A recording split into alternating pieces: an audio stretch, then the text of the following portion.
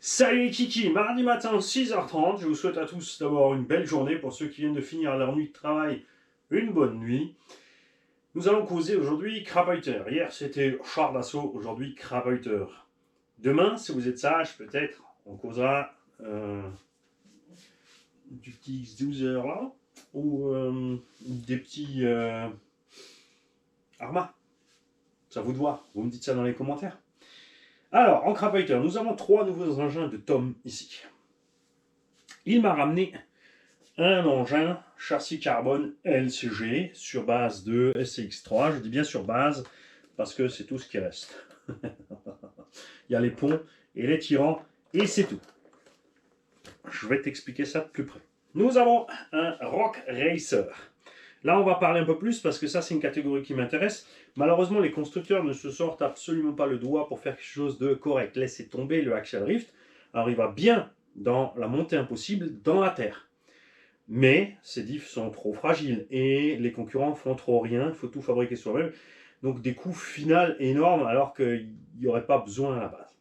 Et ici, un SX3 en version Jeep CJ7 que nous allons comparer tout à l'heure avec le G-Med Spider. Et vous verrez aussi pourquoi j'ai acheté le G-Med Spider. Après, selon ce que tu fais, tu ne peux pas faire ce que tu veux à cause d'histoires d'anthrax, de gabarit, de taille, tralalou, lalou. Hein. Commençons par le petit violet. Alors, cet engin-là, il a une carrosserie extrêmement légère, puisque c'est vraiment un engin de performance crawler. Je vous invite à aller voir Steph RC Custom à ce sujet-là. On a juste 2 clips derrière, 2 aimants devant, et la carreau qui pèse que dalle. Alors, on a quand même un petit peu de poids devant ici avec la calandre pour ne pas l'abîmer sur les chocs. Et c'est tout. Tom, il aime bien le violet. Moi, j'aime pas ça. À bord, on a un servo SPT. Et nous avons ici un moteur Holmes. Alors, Holmes, ils ont fait genre, ils ont inventé des trucs pour le crawler. C'est un simple moteur à cage rotative extérieure d'hélico. L'avantage, c'est qu'il y a généralement plusieurs pôles, jusqu'à 12 par exemple ici, ce qui fait qu'on a un couple permanent. On a une cage rotative, alors oui, ça induit bien évidemment de la masse en rotation qui bouge, mais si c'est bien fait, elle va à l'opposé du torque twist.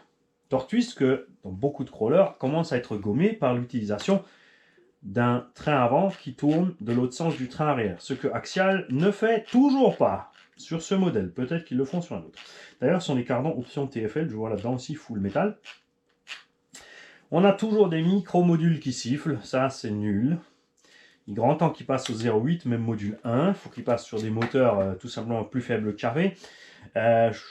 Les fans de crawler aiment ça, pourquoi? Parce que c'est super léger, ça consomme rien, et comme dit, c'est un couple permanent.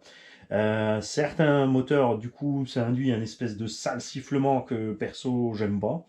Plus la transmission qui siffle, j'aime pas. Transmission ouverte, si c'est un engin où tu fais que du propre, ouais. Alors tu peux fermer, mais on a constaté sur cet engin, Tom m'a fait enlever le cache parce que il avait un drôle de bruit et c'était la résonance quand le cache était monté en fait. Le moteur électrique fait un bruit qui se... Enfin, ça va pas avec le cache, c'est absolument horrible. On a des marchepieds imprimés 3D pour matcher avec la carrosserie. Les amortos pour l'instant sont montés de façon normale, on les a droits à l'avant et un peu couchés à l'arrière. Alors pourquoi on les couche à l'arrière? Parce que ça, plus ils sont couchés, moins le ressort va intervenir sur la compression de la suspension. Hein, si tu le couches carrément, forcément il bouge avec, donc il n'a pas le temps de se comprimer comme il faut et t'es hyper mou. Devant, c'est quand même un peu plus ferme parce qu'on a le servo, on a un lest ici à l'avant qui accueille le mini variateur d'hélico, mais du coup mini variateur égale il faut un bec externe. Résultat en fait, point de vue gain de poids, ben cliquette quoi. Hein, sauf si tu utilises un récepteur et des servos qui fonctionnent en 2S et que tu roules en 2S. À ce compte-là, tu n'as juste à mettre ta batterie à bord, brancher un fil sur le récepteur directement et tu peux laisser tomber ici le bec externe. Hein, puisqu'il y a des servos largement assez balèzes. Hein. Une batterie 2S pleine fait 8,4. Donc il y a des gens qui me disent « Oui, mais attends, c'est un servo 7.2, il va cramer avec ça. » En fait, non.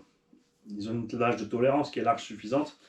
La plupart des servos 7.4, quand tu mets une 2S dessus, il n'y a aucun problème. Si c'est vraiment des bons servos, Et c'est le cas bien sûr ici avec le SRT, normalement il ne devrait pas avoir de souci, sauf s'il a mis un low voltage. Élevé. Effectivement, il a mis un low voltage, donc il ne peut pas brancher sa 2S direct, d'où le fait d'utiliser ce truc-là. Ce type d'engin aussi, à proprement dit, il faut penser autrement au niveau de la suspension. Pourquoi? Parce que tu ne cherches pas à avoir un amorti. Nous, avec nos engins, on cherche à avoir un amorti, train avant, train arrière, etc. Ces engins-là n'ont pas besoin de ça, en fait. Hein. Tu n'as pas besoin de grand-chose ici, et encore moins à l'arrière. Tout ce qu'il te faut, c'est ceci.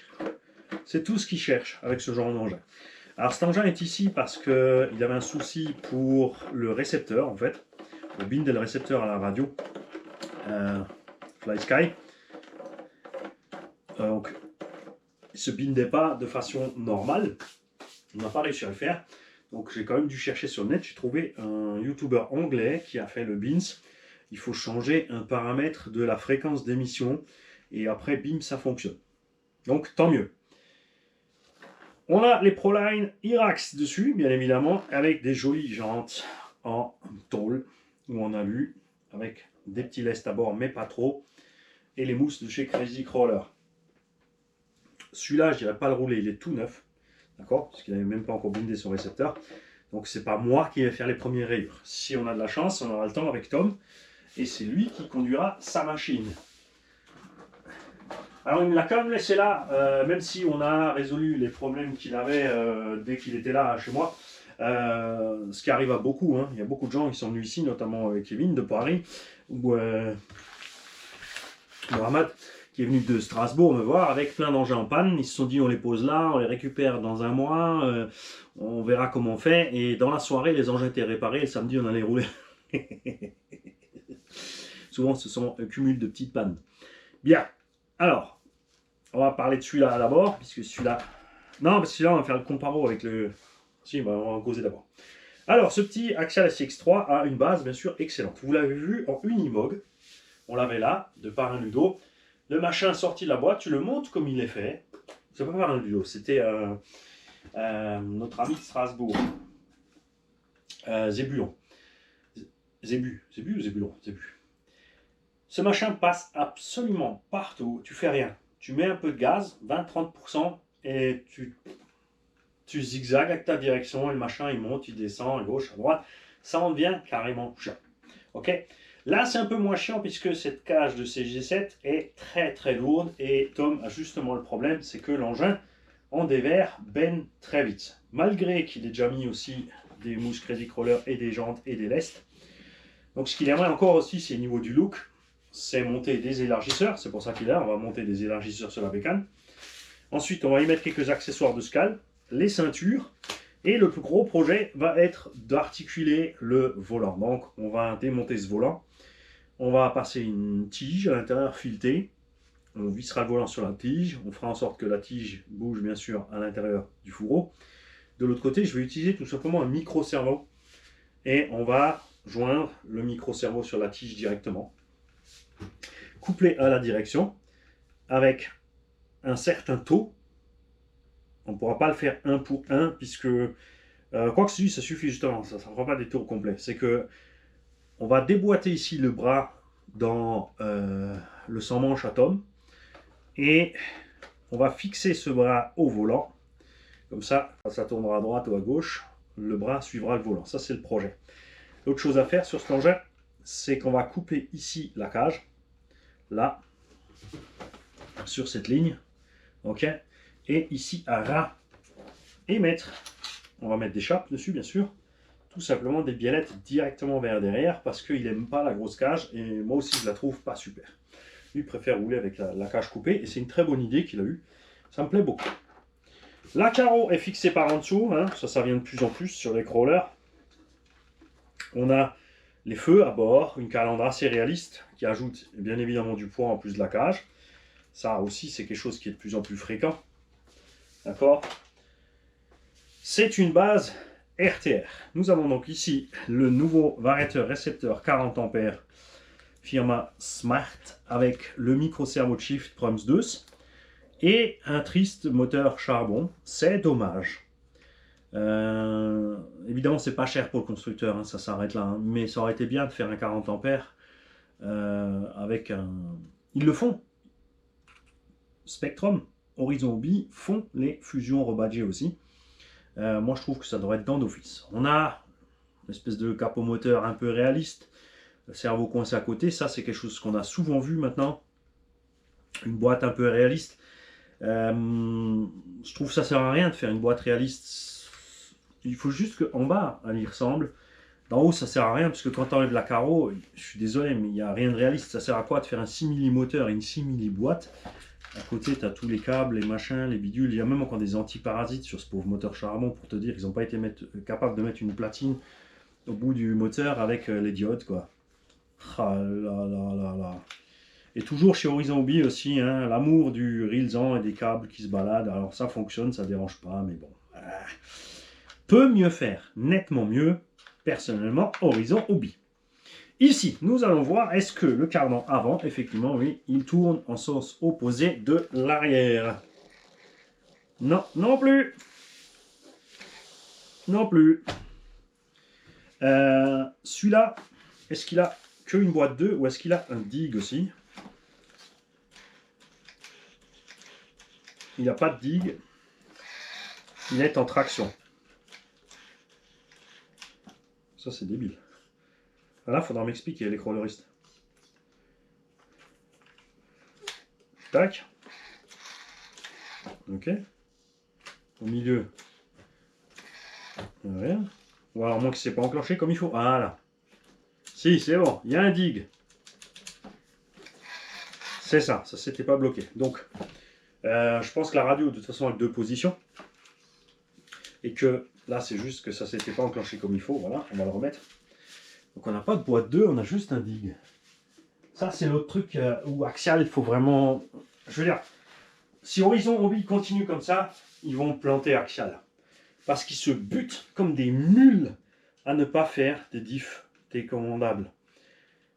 Et plus de taf sur les boîtes de transmission. On a comme toujours les limites et les brides. Ça sert à rien là-dessus. Le bouton AVC, bien sûr, est inerte sur cet engin. Ça sert de dual rate de direction. On a le frein séparément. On a le petit levier sur la radio d'office pour le crawler ici pour rouler d'une main. Ça, c'est super pratique pour filmer de près, évidemment. Et ici, donc, oui, juste apparemment 2 positions. Alors, on verra ça à l'essai, parce que celui-là, il a déjà roulé. On va pouvoir l'essayer. On fera pareil, on fera mollo dans le jardin, juste pour voir. Donc, moi, je trouve qu'Axial devrait se moderniser un petit peu sur ce genre de choses. Le châssis est excellent, comme dit, ça crapaille super bien, mais pourquoi j'insiste toujours avec les diffs? C'est pas très compliqué. Quand tu es dans une pente, à un moment, il faut déverrouiller l'arrière parce que ça va t'emmener. Et c'est un tout petit truc, au moins avec l'arrière. Après, moi j'aime bien, comme dit, débloquer l'avant et l'arrière. Parce que des fois, le passage entre 2 parties où tu crapahutes, c'est une partie un peu plus rapide. Donc tu stresses moins la transmise, c'est plus agréable à voir évoluer. Je préfère. Hein, et vendre un engin où tout est bloqué, avec un combo aussi minable, à ce prix-là, franchement, ils vont se faire bouffer, que ce soit Traxxas soit Axial. Hein. Encore Traxxas, ils ont les diffs. Et leur engin est solide. Bien sûr, l'Axial est solide aussi. Hein, pour ce que tu en fais, c'est normal. Il va pas bien lui arriver grand-chose. Mais heureusement qu'on a Yikong et compagnie. À ce sujet-là, c'est grâce à Tom que j'ai retrouvé les poids. Souvenez-vous, l'autre jour, j'ai dit que je trouvais plus mes poids et que du coup, j'en ai recommandé. Le soir même, j'ai retrouvé mes poids pour le Cross RC. Hein, donc, on va installer ça sur le Cross RC. Parce que dans cette vidéo, je t'ai dit, on parle crawler, donc aussi de tout ce que je vais faire sur les miens. On va tester le Cross RC avec son combo charbon crapahute, parce que j'avais pas eu la patience avec le premier, on va peut-être le faire ici. Et après, on y mettra un fusion. Alors, Freddy de DY, il est hors de question que je monte un fusion 3652 fait pour un 1/10 de cette taille et de ce poids dans un engin de 5,5 kg à 6 kg en 1800 carrés, parce que je suis désolé, en fond de deuxième, tu seras à 30 à l'heure. Le moteur charbon va plus vite. Et surtout que le moteur en seconde, il force à mort parce qu'il n'est pas du tout prévu pour emmener une telle masse. Dans le Cross RC Emo X, tu mets un Fusion 8. Arrêtez de sous-motoriser vos caisses, hein, parce que Vous allez juste cramer avec le temps, c'est tout. Hein. Je veux dire, regarde, moi ça, c'est 2 fois plus gros qu'un Fusion de 1/10. Ça, c'est ce qu'il faut mettre dedans. Alors, je fais une petite parenthèse là-dessus, très importante. Tu ne trouves que dans le commerce, pour l'instant, le 2300 kV. Il faut faire attention. Crocercier sur le Emo X5 a fait un Obi-Wan Fusion 1700 kV. C'est un Fusion en un seul, donc un Fusion 8 aussi, mais 1700 kV. Je ne sais pas si on va pouvoir l'acheter sur le marché externe. Pourquoi ils ont fait ça? Parce qu'avec le moteur de 42, on sera plus loin et on ne pourra pas mettre forcément un pignon aussi petit qu'on veut. Et que peut-être avec le 2300 kV, ça fait peut-être un peu mucho. D'un autre côté, moi j'avais le 2400 kV en 4S avec le mode turbo.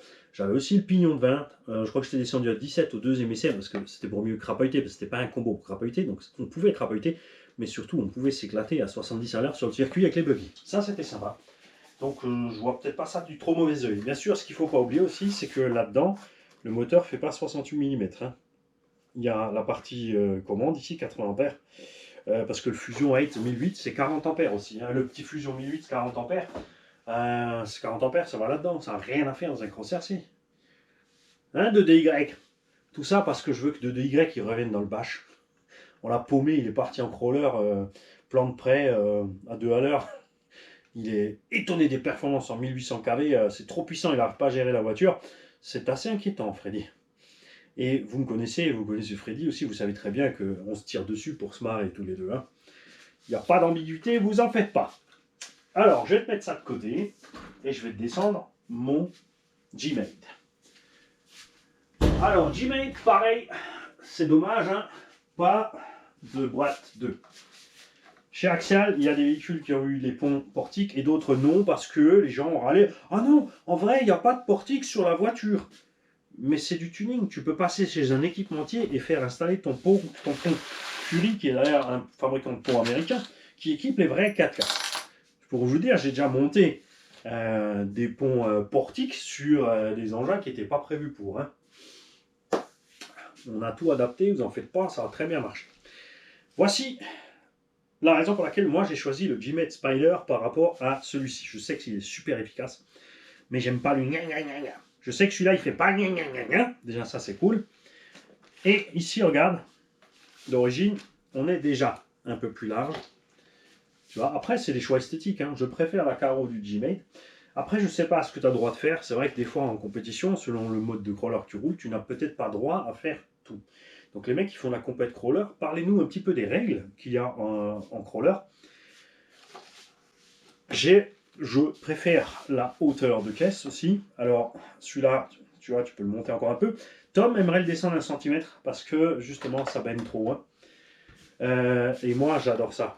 Tu vois, cette hauteur de caisse là. D'ailleurs là il est au mini, je suis posé, regarde ça. Et lui il pose un peu plus bas. Alors ça sera peut-être à son avantage parce que dans les grosses montées, si plus tu es près du sol, mieux c'est. C'est pour ça que les engins, comme je t'ai montré tout à l'heure, le violet, en LCG, sont super bas. Tu crois que ça passe nulle part, mais ça passe partout quand même. Et plus c'est bas, plus ça va. Te dire un engin excellent pour faire de la crapahute, c'est le Axial Yeti. Pas le XL, le Yeti normal. Hein, c'est un engin, vous l'avez vu dans la forêt, où j'ai pu faire du demi-tour de côté sur un caillou monter descendre, il est resté scotché là où il était, alors que tous les autres qu'on a emmenés sont descendus, alors que ce Axial n'était pas un crawler. Il était livré qu'un brushless 3100 kV à la base. Mais il s'en sort super parce que son centre de gravité est super bas. Et pourquoi j'en ai pas alors? Parce que indice. Moi, ce que j'ai envie, c'est une cage comme ça et d'y coller les ponts du Crocercier Emo X dessus. Faire ça en plus gros.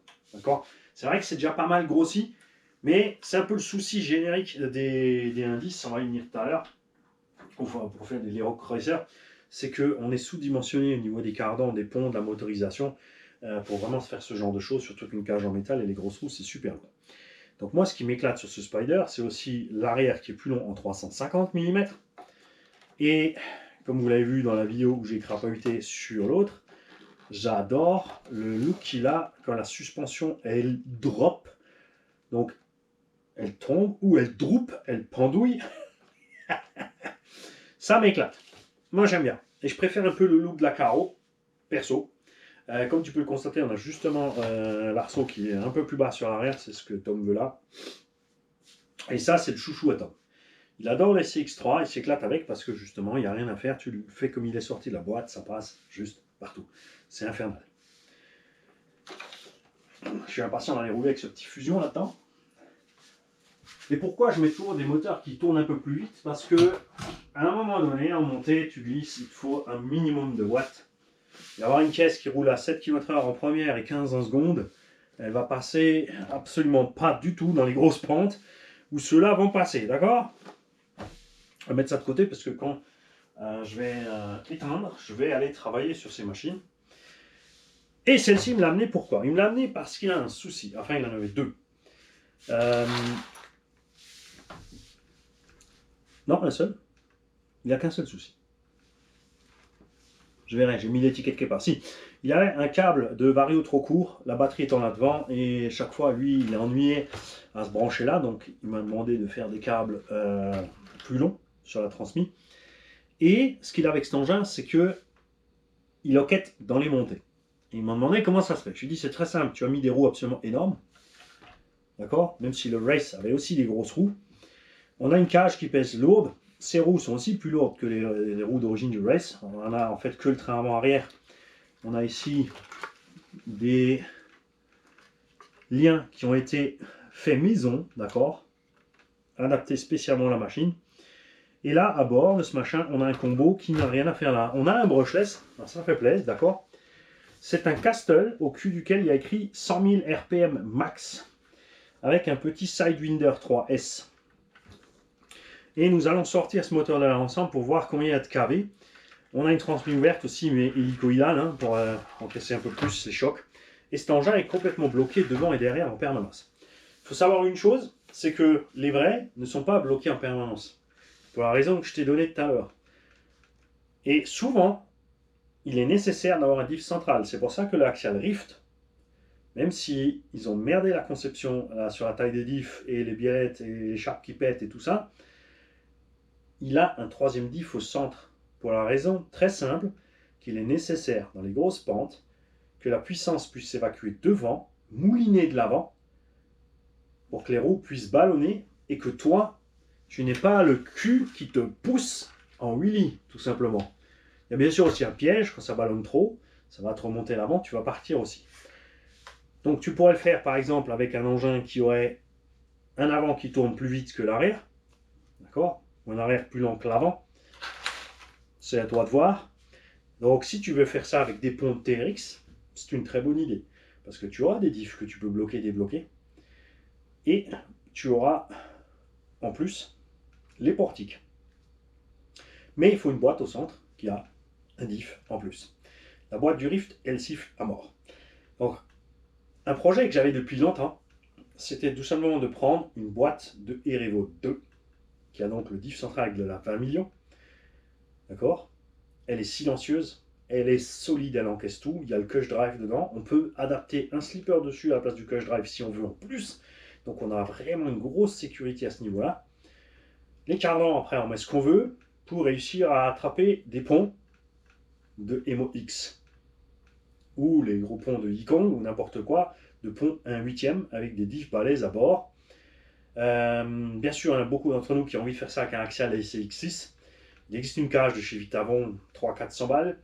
Le problème, c'est bloqué total, pas de diff central, ni avant ni arrière. Vitavon a fait des ponts avec des diffs de 150 balles pièce. Donc, t'en es à 2000 balles ton SCX6 pour faire de la crapahuite. C'est insensé aussi, personnellement. C'est pas ce dont j'ai envie. Moi, j'ai rien contre une cage en nylon parce que c'est flex, ça encaisse bien. Pas besoin d'avoir une cage en acier hyper lourde, surtout que c'est du point en haut. Et globalement, l'autre problème de ces caisses, telles qu'elles soient, c'est toujours la suspension pour la garde au sol. Alors là, on n'a quasi pas d'effet de suspension. Hein. C'est un engin qui va que monter des grosses pentes. Donc pareil, tu peux basculer droite-gauche. Il ne faut pas qu'il y ait trop de torque twist. Il ne faut pas trop basculer. À mon avis, celui-là, il a pas mal de torque twist. Il n'y a pas de barre stable à l'arrière. Puisque quand tu es en train de monter avec le torque twist, tu vas avoir une patte qui va se lever. Ça va mouliner là-bas et ça va te tirer de travers. On a un pont arrière bloqué, donc quand il est accroché et qu'il n'y a qu'une roue qui est au sol qui force, il va partir direct en arrière aussi. L'idéal est de mettre des diffs avec de l'huile épaisse. Et oui, d'avoir le blocage quand même. Comme ça, tu peux laisser les huiles relativement épaisses devant. Derrière, tu vas faire moyen plutôt, perso.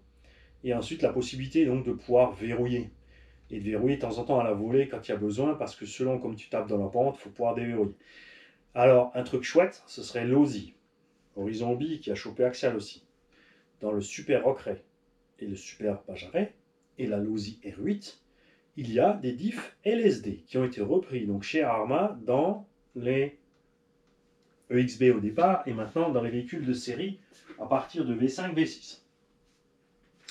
Donc il faudrait du diff comme ça. Alors au minimum du diff de 1/8, comme ceci, LSD, mais en plus bloquable.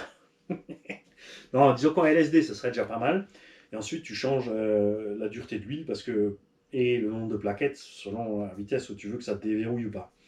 Ce qui te permettrait, en un coup de frein, quand tu es en train de monter, tu pars en touille, tu piles, les diffs se déverrouillent, tu repars un peu plus doucement et tu remets gaz. D'un autre côté, vous avez vu le X-Max avec ses diffs d'origine, son diff central d'origine. Je vous ai fait des montées impossibles, plutôt délirantes. Parce qu'il faut jouer des gaz et de l'équilibre gaz-frein pour raccrocher sur la pente, repartir, etc., etc. Donc il faut un peu de brutalité. En tout cas, donc, on va sortir ce bébé de là, parce que je suis curieux de voir ce qu'il y a dedans. Et à la place, nous avons commandé bien évidemment un Fusion 2300. Et Tom va nous servir de pilote d'essai. Je t'explique. On va commencer avec un Fusion 2300, un Fusion Pro, pas un SE. D'accord. Et ouais, j'ai un kiki à rallonge, moi.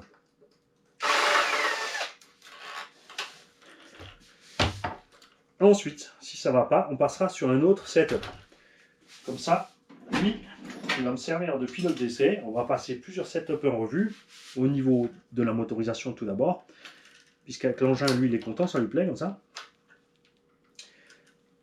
Et à l'occasion, si on a le temps et l'envie, j'aimerais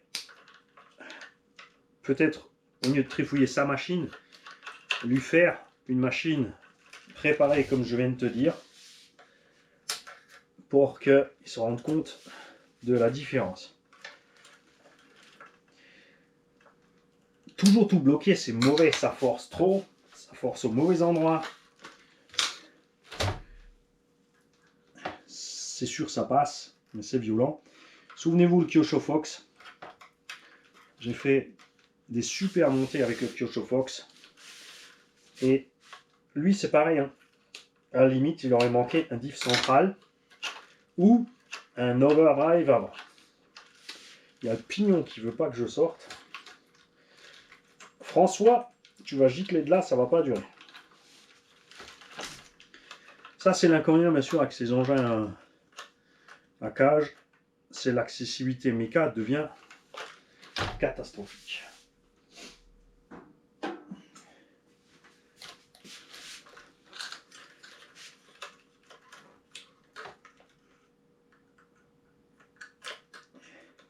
Et je comprends pas pourquoi, alors que c'est vraiment, je veux dire, c'est une catégorie qui tourne depuis un moment, hein. Il y en a plein qui aiment faire ça. Et il n'y a vraiment aucun constructeur encore qui s'est vraiment bougé, à part ça avec le Rift, mais comme disent, ils ont foiré le truc, à nous faire un engin de crapahute. Ça aussi, ça j'aime pas, c'est quoi tout ça? C'est quoi tout ça? Alors, accroche-toi bien, donc combien de kV là-dedans? 4006. Le machin, il avait aucune chance. 4600 kV, il avait aucune chance. Alors, il a fallu mettre un pignon rikiki. Le problème après, c'est que tu es extrêmement brutal dans la montée en régime, ce qui provoque clairement ce que je t'ai dit tout à l'heure, le retournement. Donc si le Fusion, parce qu'il n'est pas cher, hein, 2300 avec 105 €, ne lui convient pas là-dedans, c'est pas perdu, puisqu'on pourra lui mettre là-dedans et sortir le honteux combo charbon. Ouais, pour moi c'est la loose les combos charbon. Tous ces charbons, au bout d'un moment, ils fument. Voilà. Et à ce moment-là, alors lui prendre un axe, c'est sûr c'est un autre budget, hein, mais ça dépend du résultat que tu veux et de combien tu aimes ta machine. Moi, j'ai pris pour mon MOX, non pas le Fusion 8, j'ai pris un Axe R3, mais en 40-74 1700 carrés, ou 40 de ma foi. Et là-dedans, peut-être prendre le Axe 550 3800 carrés, qui sera, je pense, plus indiqué pour un véhicule indice pour faire du rock racing. Mais, comme je viens de te le dire, on commence par le petit budget. Les kikis, je vous laisse là. Je vous souhaite à tous une belle journée et à bientôt. Ciao les gars. GoPro, arrêtez.